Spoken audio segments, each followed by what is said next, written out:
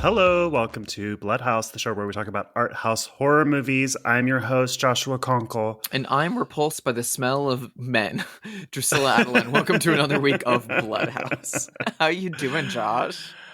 Not I'm you, good. by the way, not you. You have a great olfactory presence. I smell very good all the time. My house smells good. That's one thing I make sure of.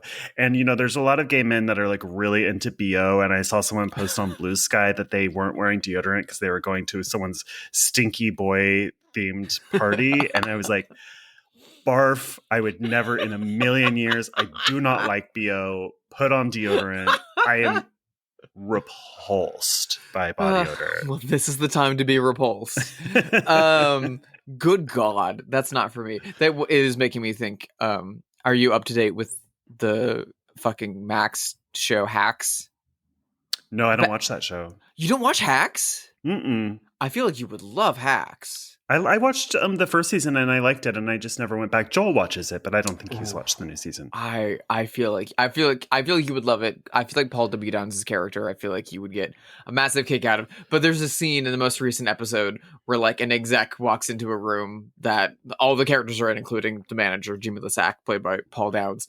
And when the executive leaves, he turns to everyone and is like, he smells great all the time. Like, I don't know what his scent profile is. I wish there was a Shazam for smells. It's not a bad idea. I've often thought of like asking women what perfume they're wearing, but then you're a man who's asking a woman that you don't know about the way she smells. Yeah. But sometimes I'm like, I would buy that for myself. That's right? Why I'm asking. Yeah. Yeah. It's really hard to nail your signature scent.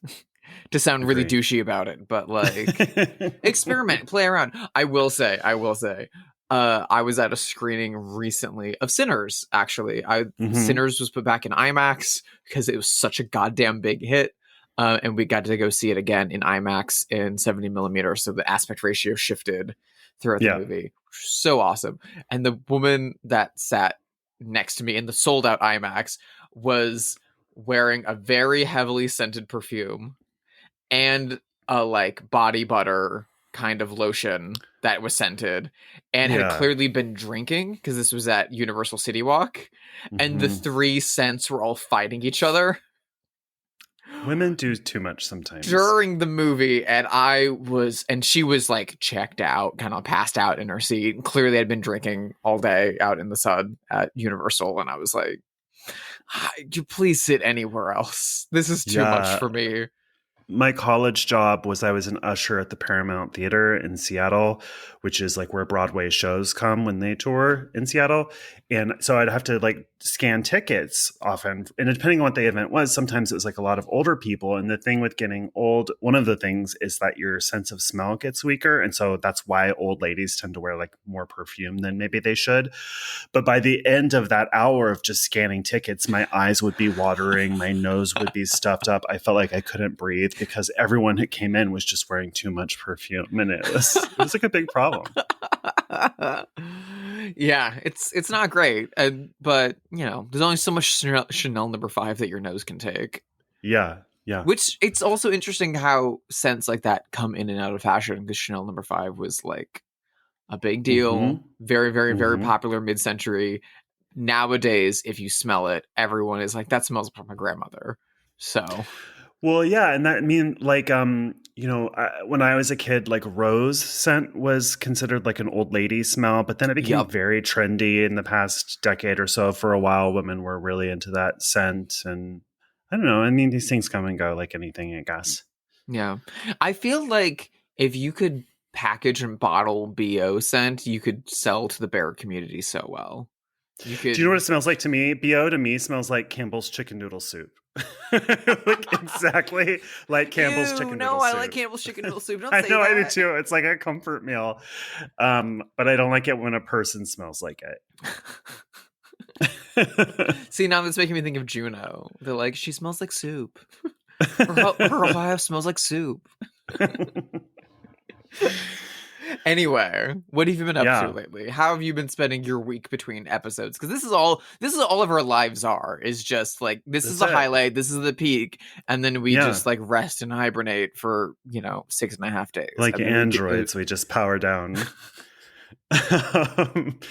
I am good. I don't remember if it was the last episode or the episode before, but we talked about The Fire Within, which Yes. is a French New Wave movie about a guy who commits suicide. Very cheerful subject.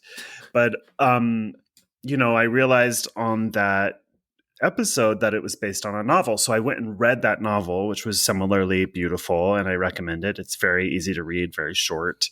But then I found out that there's a second film adaptation of it by, I'm not entirely sure how to say his name, Joaquim Trier. Is that Yeah. it? He made The Worst Person in the World, which you and I both loved. So his movie, I guess The Worst Person in the World is movie 3 in what's called the Oslo trilogy. And so Yes. I went back and watched the second movie in that trilogy, which is based on this book, The Fire Within. It's called Oslo, August 31st. And it's so good. It's that same actor, the older actor from Worst Person in the World, Anders something, who's like in real life is a doctor and an actor and is just like an amazing person. He plays a man who gets out of rehab. He's a heroin addict, and he just like goes and visits family and friends in Oslo and then kills himself. Same story, but it's now through the lens of Joaquim Trier, and it's very beautiful. I looked up a pronunciation, by the way. Okay, and I will say it one more time. It's Joachim Trier. well, I'm not going to say that. Okay. I can't say that. Joaquim. There's like a U at the beginning. Joachim Trier. Joaquim. I'm so sorry. This is like the tongue twister. Do you know this one? Peggy Babcock. Trying to say that as many times as you can. Peggy Babcock. Peggy Babcock. Peggy Babcock.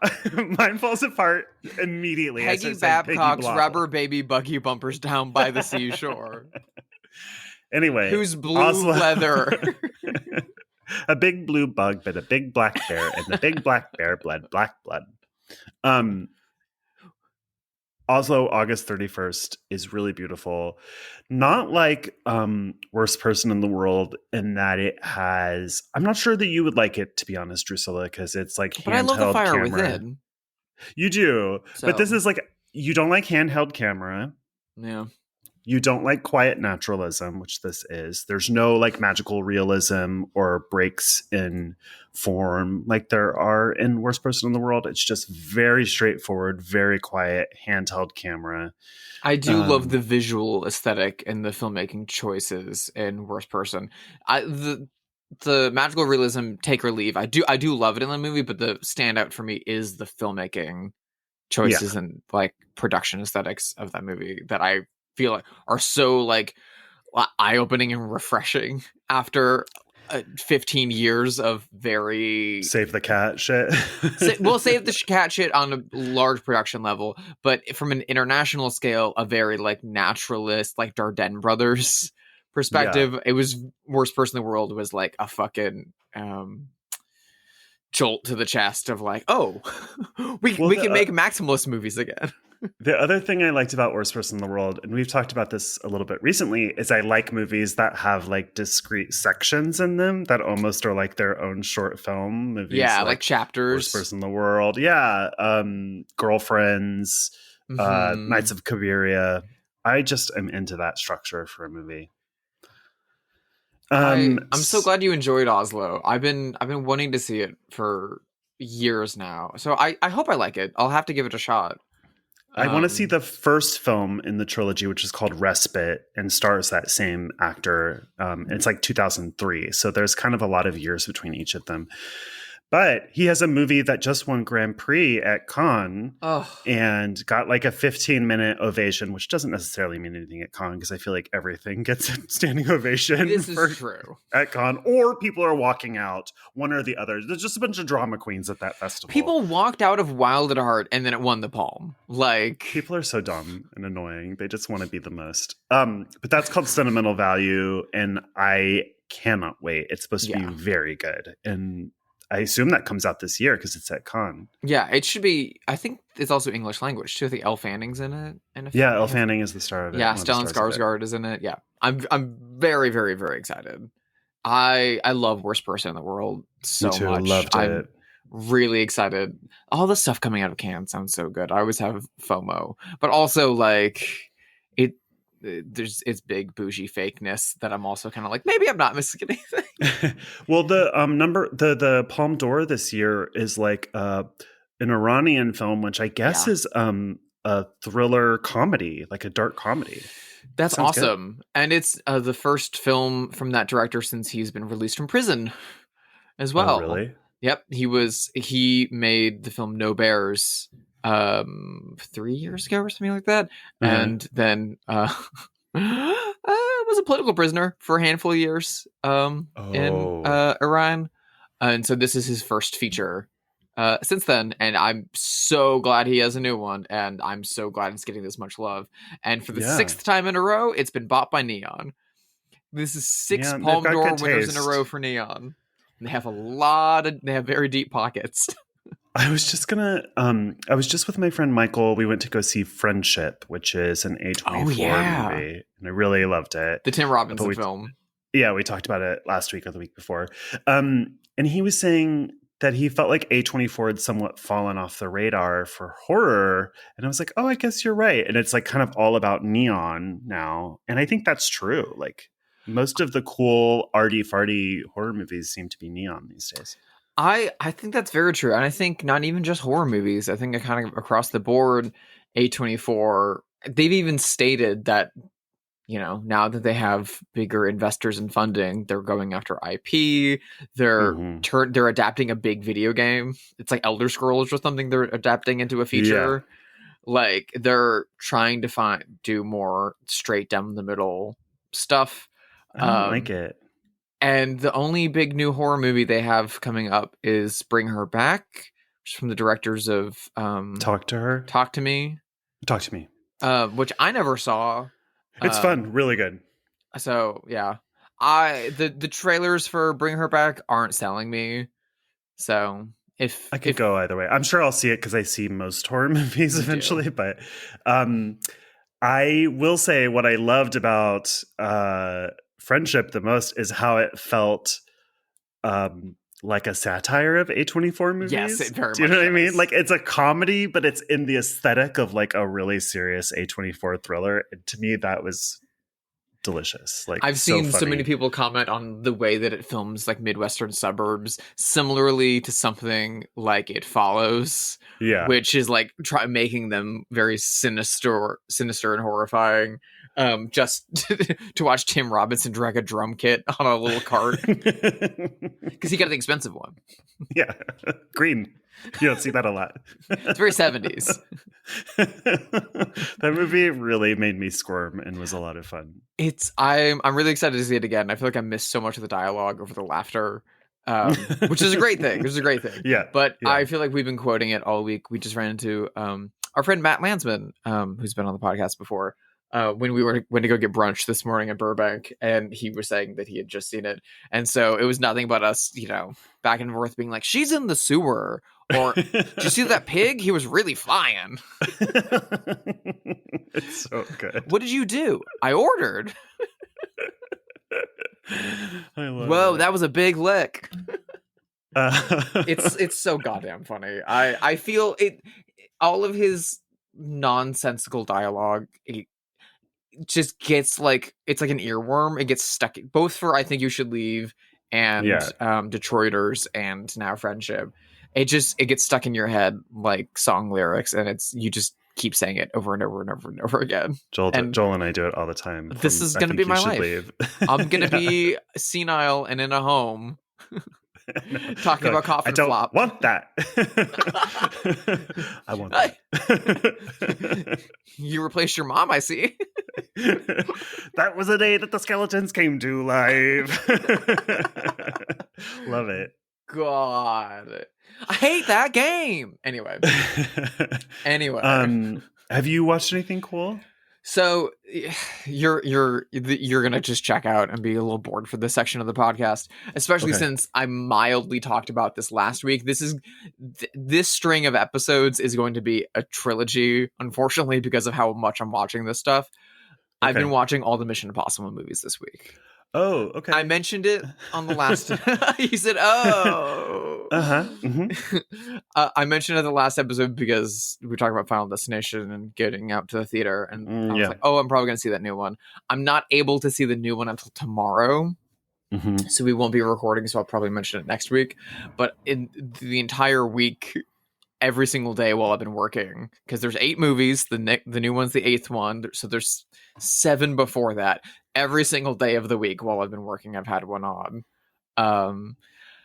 And I don't think I've watched them all like this and in order since the 6th one came out or something. And Jesus fucking Christ, they're fun. I feel bad saying it, and I know, like... Why? Well, first of all, Paramount sucks. Paramount's currently being investigated for bribing Donald Trump. Yeah. Because, Christ, this is the world that we live in. Because Sherry Redstone's trying to sell it. Well, it's because they're merging with Skydance. Oh, right. They're trying to get... yes. Okay. They're trying to get past the FCC. Yeah. Anyway, yeah, I've just literally all week, it's like Mission Impossible 2, 3, and they're so goddamn fun. And it, like, the first one's De Palma, the second one's John Woo. Granted, the John Woo one's maybe the worst one, since it's like a shot-for-shot remake of Hitchcock's Notorious, but now it's Tom Cruise. Which is the one that they wrote during the 2008 writer's strike, so it has basically no script, or they just engineered it around action set pieces. I feel like most of them are just engineered around action set pieces. I think famously he said that their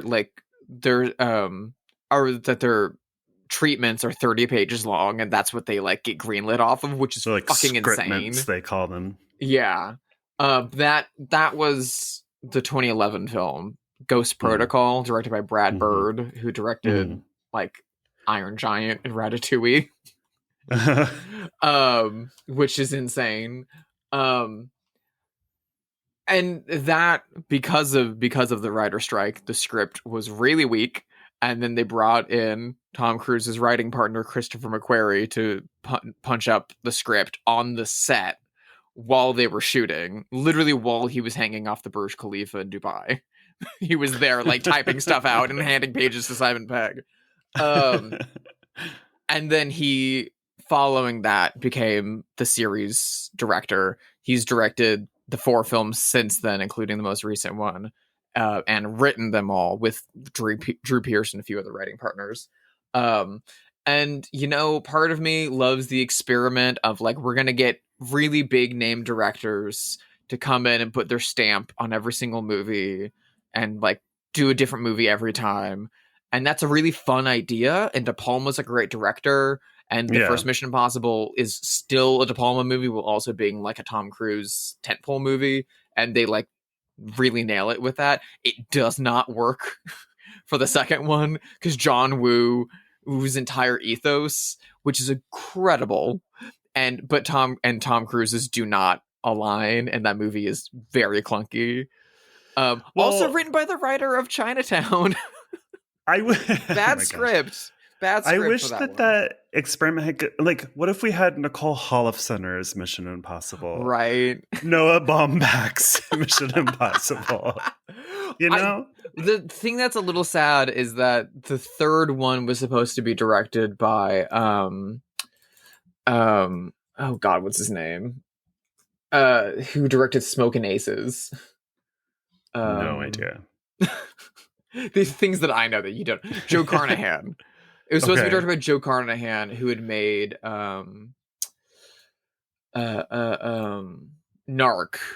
the Ray Liotta movie, which Tom Cruise bought up from a festival and like distributed through Paramount. So it was like he was like grooming him to be his new director, and Joe Carnahan wanted to make like a scrappy punk rock Mission Impossible movie.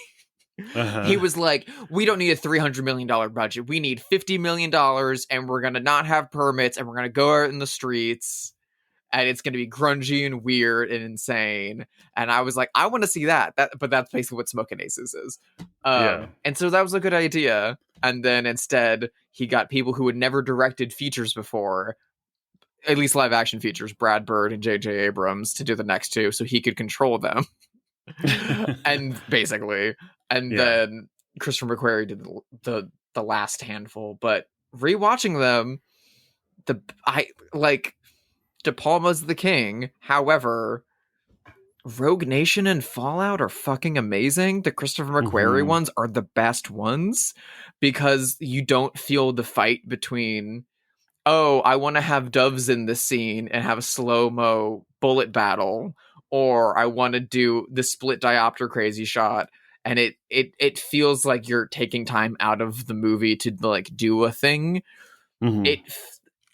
It feels like the directorial voice and the script are actually finally in lockstep with the like characters that Tom Cruise is trying to put forward and with the insane stunts that they're trying to put forward in the movie. They don't feel like the John Woo one literally starts with him like free climbing up a mountain and it's really crazy, but it's not like a set piece. Well, it's not like an narrative set piece. It's just a thing he's doing at the beginning of the movie to hang out. And so it's like, why are we watching this?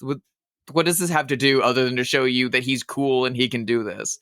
Everything is the character writing and the visual language and the more recent movies is so good.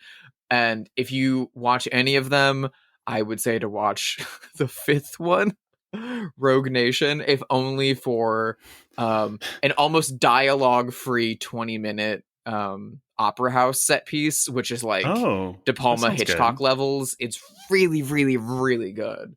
They're super fun movies, and the cast of them are incredible. And listen, you let Angela Bassett be the president, I'm sold. I'm signed up.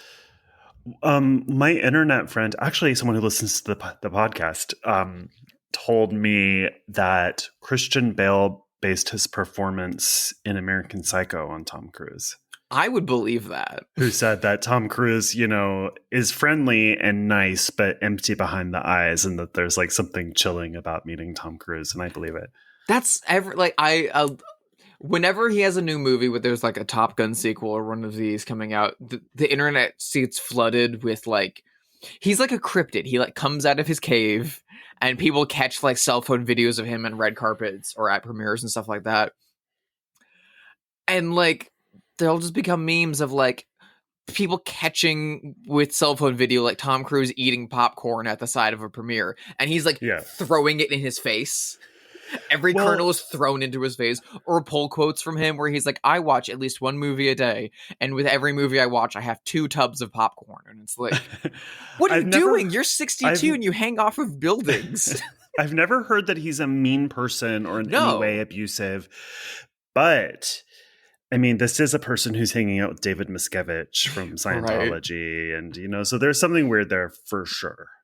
He's a very manicured person. He's been as like box office celebrity, one of the biggest actors in the world since the 80s when he was a teenager. He's like sort of unknowable in the way that someone like Beyonce is unknowable, right? Yeah. Like, you don't know a thing about Beyonce's personal life, and that's the way she wants it. Mm-hmm. It's like by design. And well, it's also part of the reason, and of course he's had, famous public appearances over the past, 20 or 30 years that are like odd to say the least. And then part that mixed with the Scientology, mixed with Katie Holmes' marriage.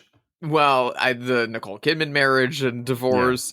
And the kind of like intentional secrecy around private life kind of leads to the rumors of like, of what he's really like and whether he's straight or whether he's gay. And it's very bizarre, very interesting. Weird guy. In this, the comic book that's like Henry Rollins and Henry and Glenn forever. Of like them as a couple. I want someone to do a comic book of Tom Cruise and Christopher McQuarrie as like a couple, and about like, oh, they work on set doing these death-defying stunts all day long. They're in these like old biplanes, almost killing themselves, and then they just go home and snuggle up on the couch and throw some popcorn in each other's face and watch an old Western. I mean, someday these NDAs will expire, I think, right? And then we'll get a tell-all from Katie Holmes, and that is what I'm interested in. Right. Anyway, let's talk about the movie we have selected for the day. It is by a monster. Here's someone that we know too much about. We don't need you to tell us. We know. We've talked about him many times. We are, in fact, completing his trilogy, the Apartment trilogy, from 1965, directed by Roman Polanski. It is Repulsion. So let me ask you, where does the Jack Lemmon movie fit into this trilogy? The one with, he's like making pasta on the tennis racket. That's The Odd Couple. Is that what you're talking Apartment. about? Oh, The Apartment. Yeah, that's. How does that fit into this trilogy? At what point does Catherine Deneuve enter? Yeah. Oh, that was The Apartment. Yes. Got it. In case you don't know, listener, The Apartment trilogy is Repulsion, Rosemary's Baby, and The Tenant. We've covered Rosemary's Baby, and we've covered The Tenant. 3 incredible movies that all get better one after the other. You really can't trace those movies in this. I mean, there are some shots in this that are also in those other movies, which is interesting. Literally the peephole shot is in all 3. The peephole, and just the way the camera moves through the apartments, it just you see that through line through all of these. And it's really interesting to see it here where it appears first. And there is also a strong thematic character link between the 3 main characters of those films. Yeah. The first time I saw this was probably 25 years ago or so, or maybe 20 years ago, early Netflix DVD delivery days, and I really liked it. And I watched it last night, and I really liked it again. It's a movie that I have seen twice. I do have to admit I find it a little bit challenging to sit through. It tests my attention span. But when I am not watching it and I think about it, I really like it, and I rate it quite highly. I think it's a very effective movie and a very good movie. How about you? Interestingly, so this was one I saw in high school, definitely, because I rented the DVD from my local public library in Carmel, Indiana. That from was Joel's mom. Yeah, probably. Yeah. And I think it was a bootleg DVD that they had. If it wasn't a bootleg, it was an absolute garbage DVD. If so, the cover was the original poster, which is on Letterboxd. It's like pink. It's got a straight razor and then Catherine Deneuve's head like 7 different times in the mouth of the straight razor. It's a great poster, I think. It's got that great illustration of the woman on her back and then the kind of like ghosted in hands. And the screen, the subtitle, "The nightmare world of a virgin's dreams becomes the screen's shocking reality." The screen's shocking reality. This is why they need to teach cursive in schools. Sorry, I can't read really. No, I'm looking at the poster very small. Yeah. It's a great poster. It's a great poster. The DVD that had this poster on it was a piece of shit. Yeah. It looked worse than a VHS scan. It was so muddy, and this movie is famously in black and white. The cinematography won a BAFTA in 1965 when the film came out. Very crisp looking. Very crisp. This looked like looking into a gasoline puddle. It was so bad, and the audio was really crunchy. I could not tell what was going on. And so for the longest time, I was like, it's such a shame that I love all of these movies, but Repulsion kind of sucks. And then I was finally I should try and get a hold of the Criterion copy so I can see it restored. I really need to do that. And then when I finally watched it restored, I was like, oh my God, I love this so much. It's gorgeous. Yeah. Beautiful movie. This movie, among maybe more so than any other, but definitely up with Carnival of Souls, really did something to my brain. Either altered something in my brain or just echoed against a signal in my brain. in that everything that I was writing before and after Repulsion changed. The way I wrote, like, fiction scripts and stuff like that. And the kind of stories I wanted to tell and the visual language I wanted to try to use with things when I was making short films in college and stuff like that entirely changed after I saw a good print of Repulsion. There's something about the loneliness and the isolation and the manifestation of psychosis in this movie that really, really, really, really hit me. I will get into it further, but I also think it was a big help that I'd already seen a lot of Jean Cocteau movies before I saw this too. That makes sense. This movie had a really, really big impact on me from a script level and from a visual language level that kind of hasn't shook. It's not a movie I watch a lot. I've seen it maybe 4 times now. And it's not one that I'm actively like recommending to people or being like, oh, we should watch that or anything like that. But it's one that whenever I sit down to write something or create a piece of any kind that's like wholly original, I feel like Repulsion is always an immediate close at hand reference point. And I don't know why. Yeah. For me, it's one of those movies that kind of is better in my head. It's kind of better in my memory of it than it is actually watching the movie because of the way that it feels and the tone and some of the images.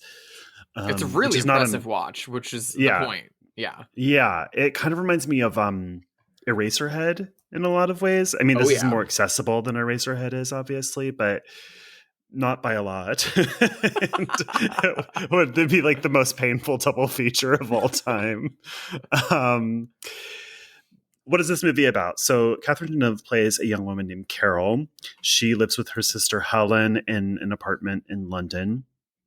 They are French but live in London for reasons that are not discussed. They are not French. They are Belgian. Oh, Belgian. That's right. Yeah. If we keep saying this, then Hercule Poirot is going to fucking come and yell at us. So we need to get it right now. Or David Suchet is going to have to like charge us. It's true. It's true. So Carol is living with her sister in this apartment. She works as a manicurist. She's very detached, very introverted, very isolated. Her sister is dating a married man. She's a bit of a harlot. And Carol seems to be repulsed by men. There's a man that's kind of courting her and she keeps avoiding him, but she's so shy that she can't really just tell him that she's not interested. At one point, her sister's lover has been staying over each night and she's annoyed by it. She's throwing away his toothbrush and razor. And at one point she smells his undershirt and has to throw up. So she just seems to be completely revolted by men. Her sister and her lover decide to go to Italy on a weekend away. At which point, Carol is left home alone and just completely has a breakdown, which leads to a couple of murders of men. And that's kind of it, right? I mean, like, it's a very simple movie. Yeah. It's very simple. I reread Bill Horrigan's essay on the Criterion Blu-ray before this to kind of like get in the headspace. And he is like, this movie doesn't really have a plot. Yeah. And additionally, it's really worth noting that compared to both the other films in the Apartment trilogy that this kind of sets within, and also other films heavily inspired by this movie, and just movies in general, we barely know anything about this lead character, and we don't really learn much. She barely talks. She barely talks. We never get flashbacks. We never get... There's one photograph from her and her sister's childhood that kind of like creeps in the frame occasionally. That photograph strikes me as really important because it's the last image in the movie. And it's a very strange photograph. It's both of her and her sister as kids. Big family photo. Sister Helen is in the front of the photo smiling with everybody else. Carol is at the back of the photo in a sort of at a distance, and she's looking either at an older relative or out of frame. It's hard to tell. And she looks like disgusted or angry. Yeah. Which has led a lot of people to hypothesize that Carol was sexually assaulted as a child by someone in her family, and that's why she's so repulsed by men, which I would buy. She also has a number of, I don't know, fantasies. She's not asleep, so you can't call them nightmares, but fantasies of someone getting into the apartment and sexually assaulting her. So she just is terrified of men. And a lot of people think that maybe she was sexually assaulted by her father or somebody in her family. Again, considering who made this movie, it's a very interesting wrinkle. This is not based on a book or based on any kind of prior text. It's based on an original screenplay by Polanski and Gerard Broch. So this is something that both of them are bringing to this script to tell this story. Apparently loosely based on a woman that they knew in London that they later found out who was schizophrenic. Yeah. Which, a good influence. This is a really unpleasant character to spend time with. I mean, she's kind of a pill. She has no agency. She's dour. She barely talks. It's a great performance. It's an incredible performance by Catherine Deneuve. But she also frequently makes bad decisions that you, the audience, are like, no, just pay the rent. Like, yeah. Just put it back in the fridge. The man that has a crush on her is so handsome, and I kept thinking, like, why do you like her? She's like a wet blanket. Yeah, but she's Catherine Deneuve. I know, she's very beautiful and playing hard to get, like very hard to get. I love that she kept watching from her apartment, from the kitchen window. They could look out and watch the nuns at the convent, like play basketball and stuff. And it just felt like that's the life that she wanted for herself, was to go be with the nuns and play basketball, which same, I think about being a monk all the time. I don't think you'd fit in. You don't? I don't. I think you'd be shushed a lot. Are you saying that I talk too much? No, I for compared to monks, yes. But I do love to do housework, and I do love to cook, and I love to garden, and I love peace and quiet. Do you like sleeping on a slab of wood? No. Do I like Buddha or Jesus? Not really. But whatever. You're going to be the daughter in the latest season of White Lotus. White Lotus. Break down in tears that you can't do it. 100% that would be me. She could. She absolutely could. This morning I woke up before Joel, and I was watching YouTube videos, and he came in and he's like, "What are you watching?" And then he laughed because he saw I had paused it, but the title was "Man buys abandoned town and lives alone," or whatever. He's like, "That's so you." Yeah, I'm sure you would if you could. Move to like an isle in Scotland that's like one house, maybe some sheep. Exactly. You'd be very, very, very happy. I feel like she would be happy living that kind of life too. She's also very, very, very closely attached to her sister, which I know some people have read as being incestuous. I didn't consider that. I don't know how much that's there, other than, like as a safeguard. But I do like how much.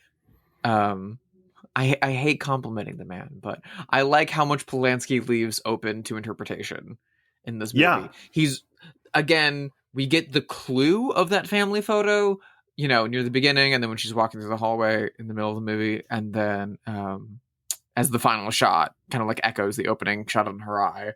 But that's it. That's all we get, and then we have to infer from her action. She never gets a big monologue like Mia Goth does in Pearl. She never gets an interior monologue. We just have to sit with her, and she barely talks. We just have to sit with her actions the whole movie, and infer from that. And they're not pleasant, but it's very easy from early on to start to understand that something's not right. There's also something that's almost like Mary Hartman about it. Yeah. there's like a camp quality. Listeners, if you don't know Mary Hartman, it's this cult show from the 70s that's fantastic. And it's a sitcom soap opera that is about a woman who's being driven crazy by advertising and media, basically.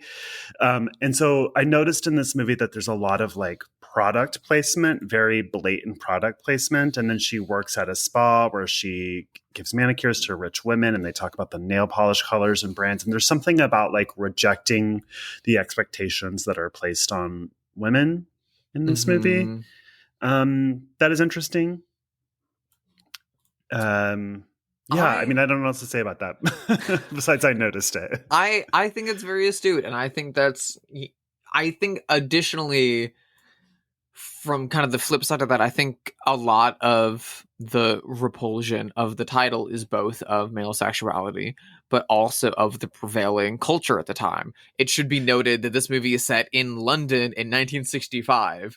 This is swinging 60s London. Yeah. Which, so at the time, you had the British New Wave going on, and you had all those Richard Lester movies and John Schlesinger and the angry young man rebelling against the system, and then like the cool Rita Tushingham, like Odd Girls, which very similar to Catherine Deneuve's character in this are presented as like quirky, indifferent, and they have like, you know, they were kind of the predecessors of the Manic Pixie Dream Girl. If you think of like Julie Christie and Billy Liar and all those movies, like that girl. Right. And so they can have these interior worlds, and they can struggle with depression and anxiety and all these things, but they are still going to get out to the club, and they're still going to wear the most fashionable things in the world, and still going to couple up, and they may be doomed in the end, but they're going to try for something. This movie rejects all of that. The idea that this is set in the same world feels alien to something like The Knack and How to Get It. Like, this is also 1965 London is crazy because they live in this. They're two women that aren't British, first of all, which is very important. Especially, again, this is Polanski making his first English language movie after leaving Poland and after the international success of Knife in the Water. And they live in this tiny little flat, and that's the best thing that the two of them can afford while both working. And the older sister is a lot more gregarious and easygoing, and she's having an affair with a married man, and she's like assimilating as much as she can. And I think there's both, similar to the more recent movie that we haven't done an episode on, but we've both discussed, Watcher. Or The Watcher, the woman living in Romania, played by the actress from It Follows and Longlegs. It's a similar thing. This isn't her culture. This isn't her language. She is struggling with connection. She has no one but her sister. And when her sister leaves, so I like how much they make the world feel grimy and alien to her. That of course she's not going to be listening to the Beatles and the Yardbirds. Of course she's not going out to the club. And I'm sure it was a financial choice, but I love that this movie's in black and white because it both fits into the language of something like Billy Liar, which is using magical realism and surrealism into those movies, and being in black and white while also alienating it by making it so much more repulsive. There's also like the dichotomy of the virgin and the whore in this movie, like those being the options for women. You know, she has her sister who's sleeping with a married man, or she has the nuns playing basketball, and she's like, I'm not sure if I want any of these things. And also all of the older women at the salon that she works at that are constantly manicuring and building themselves up, when this is the most de-glammed Catherine Deneuve has ever been in a movie. Yeah. And this is the year after Umbrellas of Cherbourg, so this is not like, she's not nobody. She's full on Catherine Deneuve. This is the height of her powers. I think it's a movie that could only be made in the 60s too, because they took this to all the studios in London and no one wanted it. And they ended up with a studio that did exploitation films and softcore porn. Yeah, that was Compton the studio Films. that was finally like, fine, yeah, great. They were like, oh, cool, we can make a lot of money with a genre film, but we can also garner some prestige with a big international art house filmmaker. Knife in the Water won an Oscar. Yeah. Like, they were like, cool, we'll have our cake and eat it too. And then Polanski went 30 pounds over budget, 30,000 pounds over budget. I was like, 30 pounds? That's not bad. 30,000. Oh, wow. Yeah. I love the rabbit in this. So the first night, the sister's going to make a rabbit for her lover, but then they decide to go out for dinner. And so the rabbit just sits there. And so the whole weekend that Carol is alone, the rabbit is just sitting there and rotting. I think it's interesting if you think of the rabbit as like a fertility symbol, like kind of pagan symbology. Well, there was also, the rabbit really test for pregnancy. Yeah. Which was, yeah. And it's one of my favorite runners in this movie. It also is a very obvious symbol of her mental state as it decays and decays and decays. And the potatoes that are rotting and sprouting. Mm-hmm. But I also like, from a modern lens, how this movie is incredibly influential, and how something like this pops up again in Pearl, the pig. Yes, that they leave for her is used in the exact same way. Yeah. There's a few moments in this that really scare the life out of me, actually. And they're not the famous moment is her like walking down the hall and the hands coming out, which is very Nightmare on Elm Street. Very Jean Cocteau's Beauty and the Beast. Yeah, well, that's true. I guess it's not borrowing from Nightmare on Elm Street. The opposite is true. One is when she is looking at her sister's clothes in the armoire and she closes it and the front of the armoire is mirrored and there's a man behind her in the room. That moment is very scary to me. The second moment is when the end of the movie, spoiler alert, when her sister and lover come back into that apartment, she's hiding under the bed and you figure it out because her hand just comes creepily out from under the bed, which is the same scare that's in Rift that gets under my skin. Oh, I love Rift so years ago. Much. It's a great movie. And then the close-up of the photo at the end for some reason really bothers me. It's a really unnerving photo. Skin. And that one works too because you saw it earlier in the film and it doesn't hit you in that way because it's kind of just like glanced over. Yeah. So you're like, oh, family photo. And so the more it like sinks into that photo and it almost feels like, to give another contemporary reference, it feels like something in Lake Mungo where you're like, oh, fuck, that was there the whole time. Yeah. And I haven't been able to like grapple with that.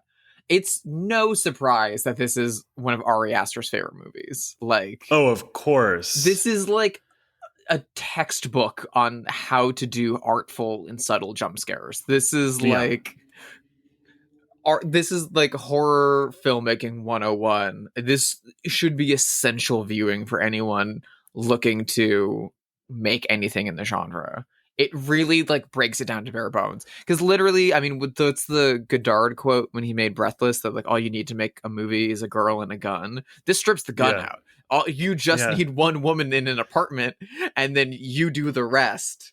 Yeah, you freak her out. You freak the audience out. I love how the walls in this movie just crack and splinter and move. It's very cool. I mean, they did build a set. So it's not just like a super cheapo movie because all of the apartment is in a studio or a soundstage rather. But yeah, it looks so good. The cinematography, the production design. I mean, just the way that Polanski films people walking around apartments is so good. I don't know what else to say about it. The shots that are like where the camera is on the ground in the hall and you're just watching a woman walk down the hall and into another room. And like, he just does that so well. I know we talked about it on Rosemary's Baby and probably a little bit on The Tenant as well. It's very disheartening and upsetting, but the way that Polanski through his movies relates so heavily to female characters, to unwell female characters, and to abused female characters, and himself being the survivor of concentration camps, and having watched his mother die, and all of that tracks until you get to the late 70s. It's really, really, really upsetting. I wonder why it is. I mean, he's made a number of really great movies about women and about sympathizing with women, and I And The wonder if Tenant is the there's literal manifestation of him seeing himself through the eyes of these female characters, by casting himself as one. does he do it as a sort of act of self-hatred? Like, is Catherine Deneuve's character in this repulsed by Roman Polanski? Is this an expression of self-hatred for the way that he views or treats women around him? I mean, it could be more complex than that. It could be a multifaceted sadomasochistic thing of, to a certain degree, Rosemary Woodhouse and Carol and the character and the tenant and stuff like that are both his mother and Sharon Tate and the women he loves, while also being women that he wants to dominate, that he feels like gentle broken dolls that he wants to fix and that he wants to break at the same time. I mean, that's kind of what Hitchcock's psychology was. Hitchcock was very, very, very obsessed with owning and possessing and manicuring these women. You just read Tippi Hedren's book or watch Vertigo. He was abusive in a different way, right? And had these specific views of women and of power. Polanski, of course, is wrinkled by a weird generational nightmare of a life, from the Manson murders to the Holocaust, and to his own awful actions. There's no easy pin, and I guess not. So it's really hard to try to give grace when I don't know. It's very difficult, but I think it is very interesting and compelling, because you look at other filmmakers who have committed or been accused of committing heinous crimes and acts, and I don't feel the sympathy that I feel in Roman Polanski's movies for his own characters, I don't feel in, say, Woody Allen's movies. Right? So, I don't know. Well, there's also there's a kind of question that people don't like to ask, even though it's always there when it comes to these situations, about like art versus the artist. And that question is, well, how good is the movie? Right? Like, we can throw away the Amelia Perez's of this world. We can throw away the Amelia Perez's. What was I looking for? I was looking for Jeepers Creepers. Oh, yeah, easily. We can throw away the Jeepers Creepers movie, The Clown House, in a way that we cannot throw away Chinatown or Rosemary's Baby or this, because he just is and was a really exceptionally gifted filmmaker, and that doesn't preclude him being blamed for his heinous and monstrous crimes. He should be in prison. But both things are true. He's a monster, and he also made some incredible movies. Yeah.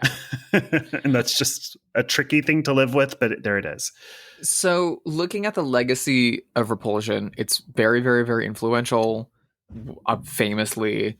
But there's a kind of like micro genre that's cropped up on the internet in a handful of years. That's both like a way that people discuss movies and art, but also ways that some people self-identify. And so, Josh, are you aware of the femcel? Vaguely, yeah, because I read what are called like femcel novels. My favorite books are all femcel novels. So, like My Year of Rest and Relaxation, and like stuff like that. Fair. For listeners that don't know, femcel is a gender bent version of the incel, so involuntarily celibate, as I think the fucking 4chan dorks call themselves. Femcel is the female equivalent of that, or maybe not involuntary but intentionally celibate. And so people have taken this like quote unquote like femcel identity and kind of like memeified it on the internet. It's kind of become a joke while also being serious. Yeah, it's more tangential to like a sad girl. Yeah, but it's more extreme than that. It's the like women, like psychotic women positive. Like it's like reclaiming violent psychotic female identity as being like intensely relatable and emotionally resonant. And so this is lumped in with Pearl, the Lucky McKee movie, May, Isabella Johnny in Possession, Carrie, Jennifer's Body, Cronenberg's Rabid, the but original Good for Cat Her People. cinematic universe. Yeah. I feel like it goes beyond Good for Her, because Good for Her to a degree is like, oh, she got her revenge, and this is more like, oh, she's fully psychotic, but still good for her. And I feel like Cat People and Repulsion are the two poles of that. And Cat People is very much that story from the outsider's perspective. Yeah. And Repulsion is that story from within her fucking skull. And I absolutely think it's incredible.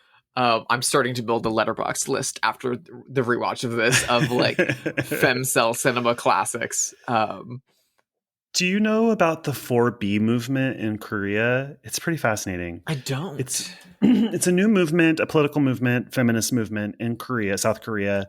It's a radical feminist movement, and it translates to the 4 no's because of these words start with B in Korean.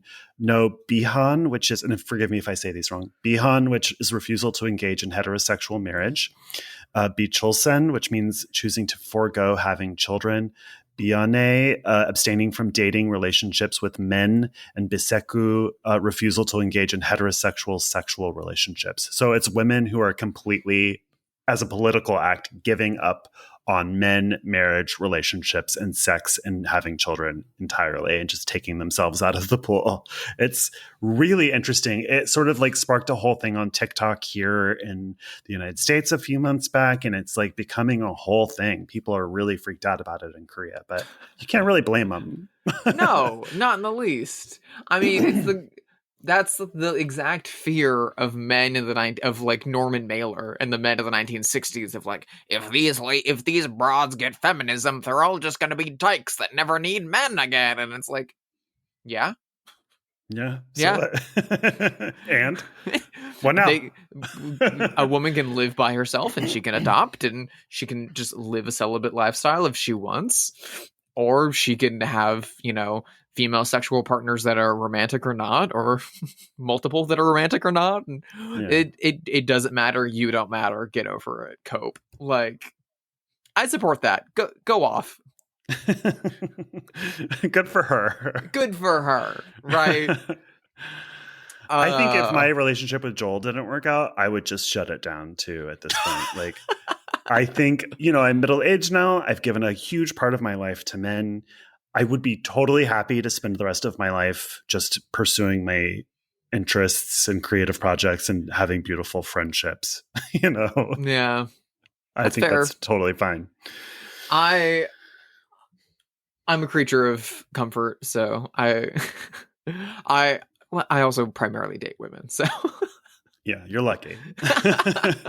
Part of me, though, found this movie like a little bit erotic in a weird way, because I was like, why? I would like some of that male attention. You know what I mean? Like, well, I think there's also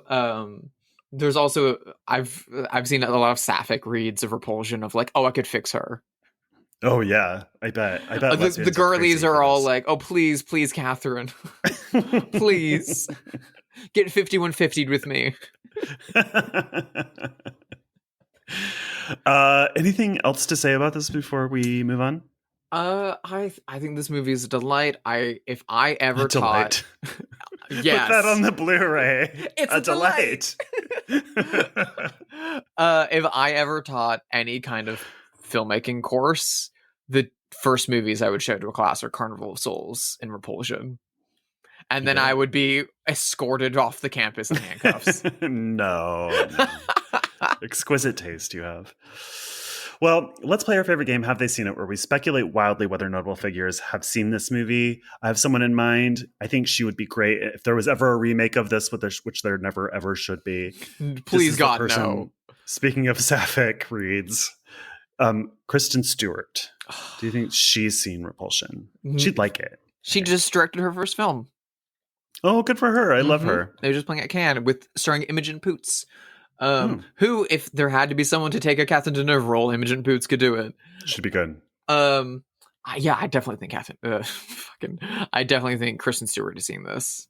I feel like Kristen Stewart and her wife cuddle up on the couch in October and put on stuff like Repulsion. Did you ever see what was the name of the movie where she plays Princess Di? Was it just called Di? No, that would be Diana? very funny. And then in brackets an E after. No, what was that called? It had a different She was name. so good in it. That's all I was going to say. She's really wonderful in it. It's actually a really weird movie. You'd probably like it. Spencer.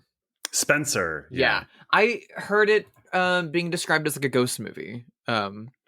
It feels a lot like Personal Shopper. Like it has that kind of tone to it. It's actually much artier and weirder and like more intellectual. I've not seen any Pablo Larraín films ever, and I know I need to, but like really Jackie never appealed to me, so I never saw that.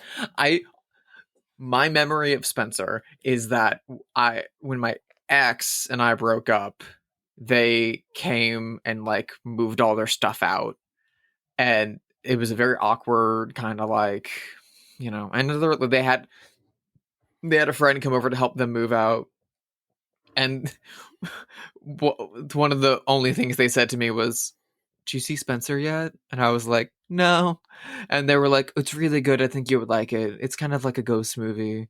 It's really weird." And I was like, "Okay." I need to. I still need to. Yeah, and I will. They were correct. All of those things are true, and I think you would like it. Yeah. I need to someday. So I just mentioned this person earlier on the episode. A less controversial person than Roman Polanski, by a degree, who has gone on record as saying that he watches a minimum of one movie every day. Do you think that Tom Cruise has seen Repulsion? I feel like, well, I was going to say no, but actually I think yes, but I think he doesn't like it. I think he would think this is boring. Do you think I'm wrong? I could see him finding it. Maybe not boring, but I could see him like not vibing with horror movies and just kind of being like, ugh, it's too gross. Just being like, just not enjoying it, not being into it. He's never done a horror movie, has he? Well, I guess Interview with the Vampire. That's the closest. Which, goddamn, that movie's so fucking good. I love that movie. I have a very clear memory.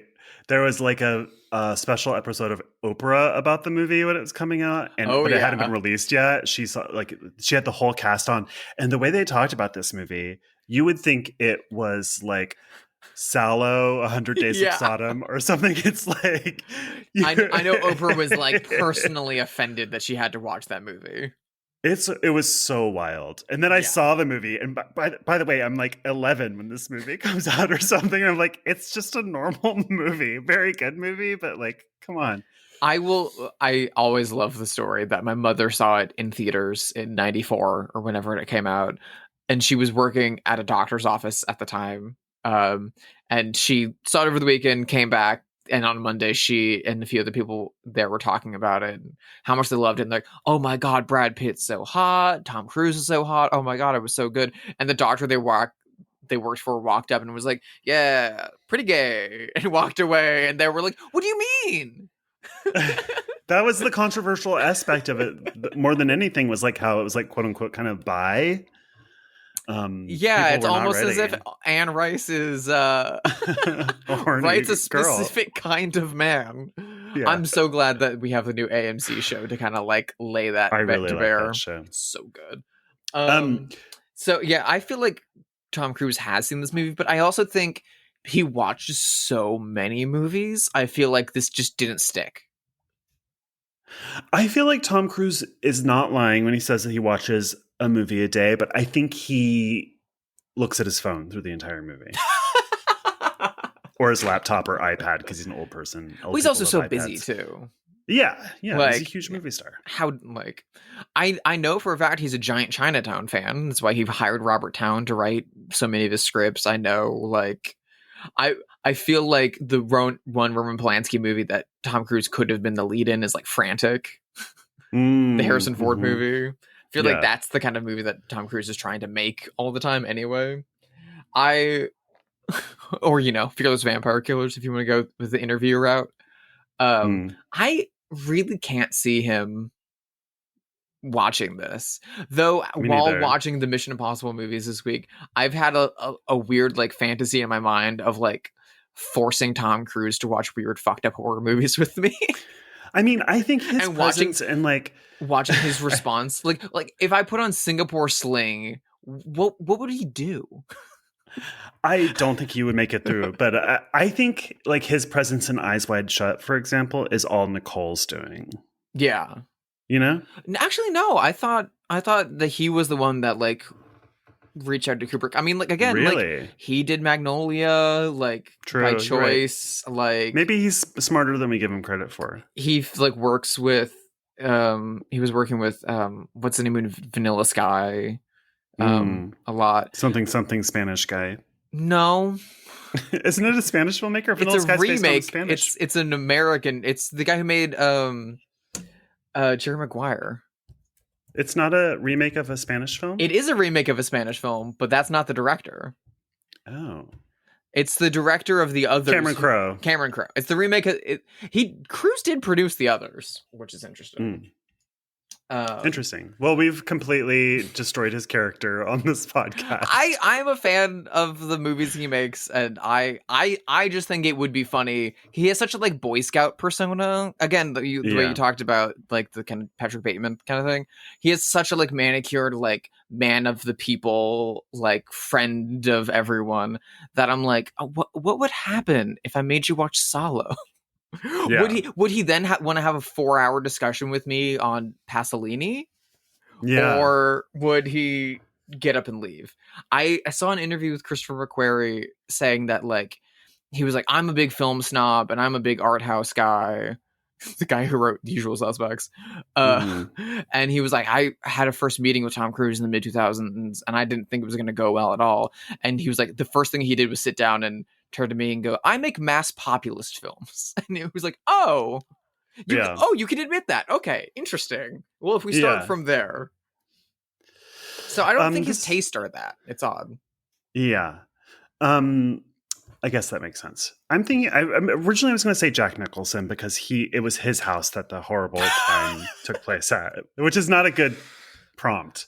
So I'm going to go where somebody a little bit more far afield, but somebody who's very close to 1960s and 70s Hollywood. So she's in that same circle, but is not a movie person. Well, actually, she was a screenwriter. Anyway, I'm talking about Joan Didion. Oh, do you think Joan Didion has seen Repulsion? I think so. I strongly think she has. I know she lived like near Robert Altman, like out by the beach, like. I would also say a great double feature with Repulsion would be the adaptation of Play It As It Lays. Play It As It Lays. Tuesday Weld and Anthony Perkins, if you can find a copy of it. The thing about, I love Joan Didion. I think she's one of the greatest American writers who ever lived. Really, she couldn't write a screenplay for shit. And that gives me hope. Terrible screenwriter, amazing essayist and author. And I would actually argue Play It As It Lays isn't as good as her essays either. I mean, she's a much better journalistic writer than fiction. And those two muscles don't overlap. You have to have... There's a lot of incredible screenwriters and filmmakers that have essayist and journalistic backgrounds, but it's a different muscle. Yeah. One has to influence the other. You can't just rely on the one. I will say the film of Play It As It Lays, I think, is one of the best films of the 70s, and it's a crime that it's not available. But it's been restored. I've actually never seen it. I've read that book, which I love, but I think there's like a taped off of TV version of it that's somewhere on YouTube. I think you would love it, and I think you would find Tuesday Weld's performance and Anthony Perkins' performance really, really moving. They even give her Joan Didion's white Corvette. Oh, it's great. There's so many shots of her just driving through the desert. It's so good. It's a great female mental illness movie. It's incredible. I think she would have seen Repulsion. I think, it was a little bit kind of treated as a little trashy when it was released in England. I don't know if it was the same in America, but again, you have the clout of the dude who made, best foreign language film, Knife in the Water. Yeah, I mean, this premiered at Cannes Film Festival in 1965, so... Yeah. And it wasn't long after that he was making Rosemary's Baby and stuff like that, so... Yeah, not long after at all.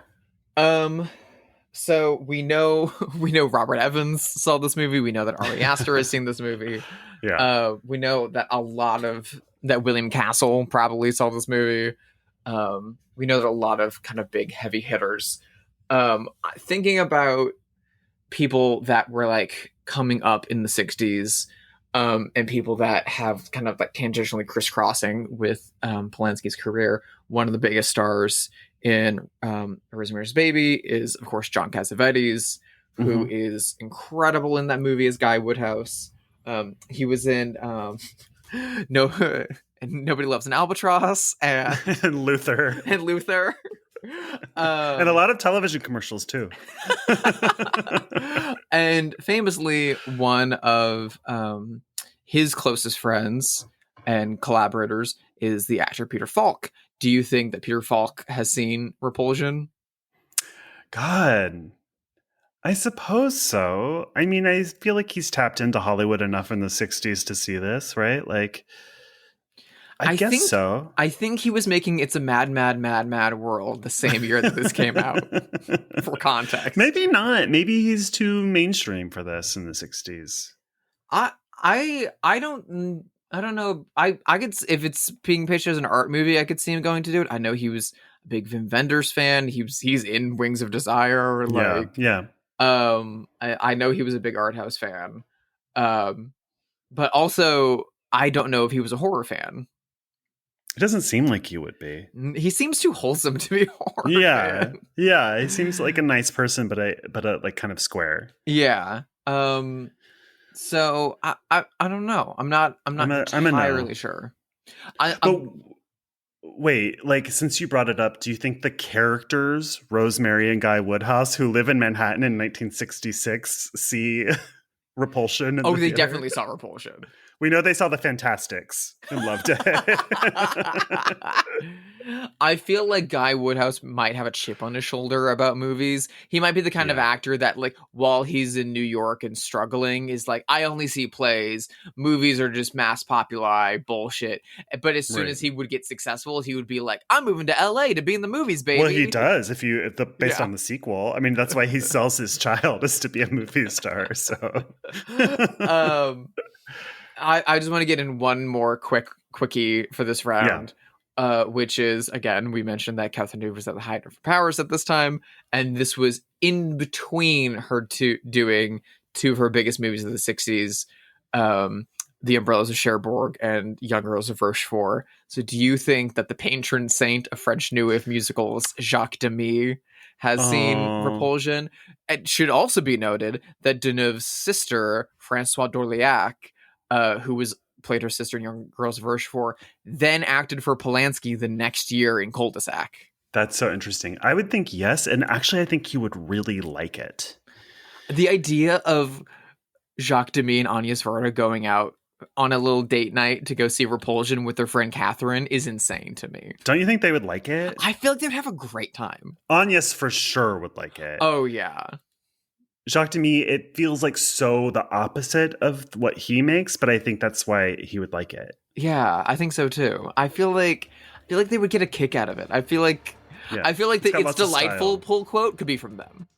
Yeah, Agnes Varda. It's delightful. Thank you for listening to this episode of Bloodhaus. Please rate it wherever you listen to podcasts. You can email us at bloodhousepod@gmail.com. You can follow us on Instagram.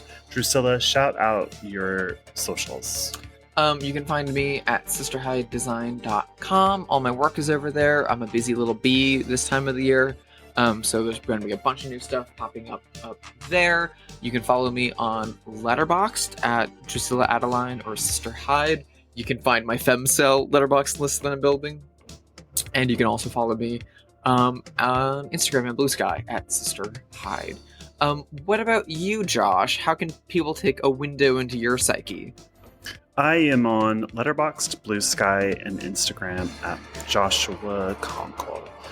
Next week, we are watching a brand new movie, hot off the presses.